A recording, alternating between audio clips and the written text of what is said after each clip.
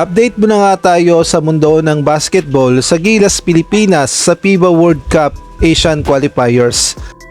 Renz Abando, Jordan Heading at ito ngang si QMB at Dalt Panopio posibleng mapasama sa lineup ni Coach Tim Cone sa FIBA World Cup Asian Qualifiers. Samantalang si Kai Sotto nagbabalik na para sa Gilas Pilipinas at sa Japan B-League. Ngunit bago tayo magpatuloy, pakipindot naman ang like, subscribe at ang notification bell para updated ka sa susunod kong i-upload.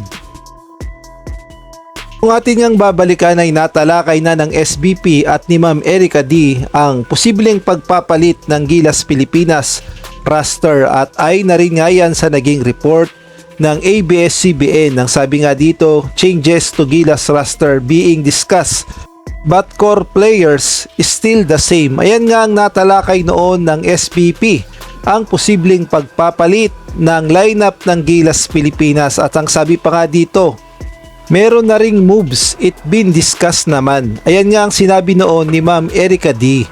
At ang sabi niya pa nga, after every window may evaluation process yan to make adjustment as needed going towards the ultimate goal.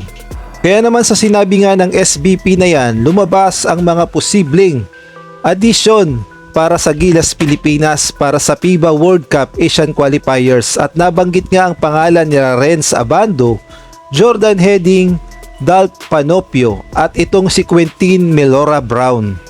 At sila ngang apat ang posibleng madagdag sa lineup ni Coach Tim Cone na lalaban sa FIBA World Cup Asian Qualifiers na magsisimula sa November dahil mabigat nga ang ating mga makakaharap sa Group A dahil kabracket natin ang number 1 sa FIBA Asia Cup at ang champion na Australia, New Zealand at nandyan din ang kupunan ng Guam. Kaya naman nagpapalakas talaga ng todo ang Gilas Pilipinas.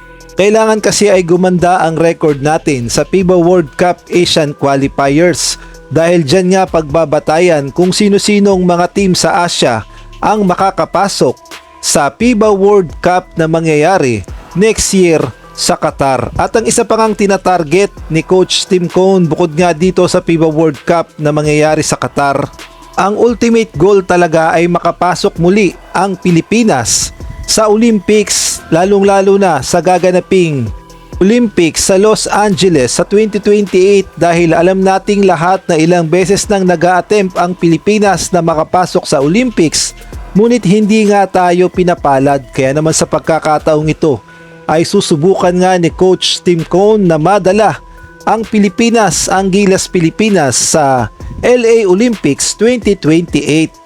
At kahit nga ang pagproseso ng mga papeles ni Benny Boatwright upang maging ganap ng naturalized player ng Gilas Pilipinas ay umuusad na rin sa Senado dahil pinaghahandaan nga ang FIBA World Cup 2027 at ang tsansang makapasok sa Olympics 2028. Sa ibang balita naman, muli na ngang nagbabalik aksyon sa basketball sa Japan B-League itong si Kai Sotto.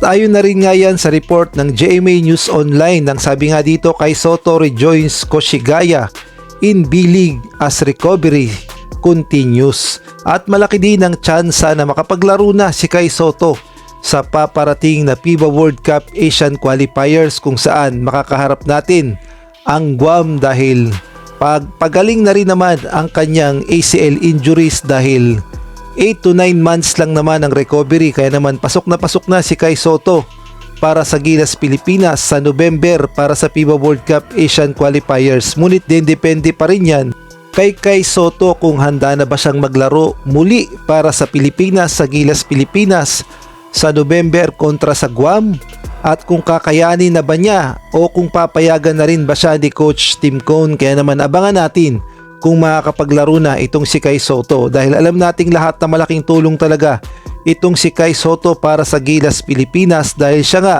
ang nagsisilbing poste ng Gilas Pilipinas at masasabi nating siya talaga ang isa sa inaasahan ng Gilas at malaking tulong talaga itong si Kai Sotto.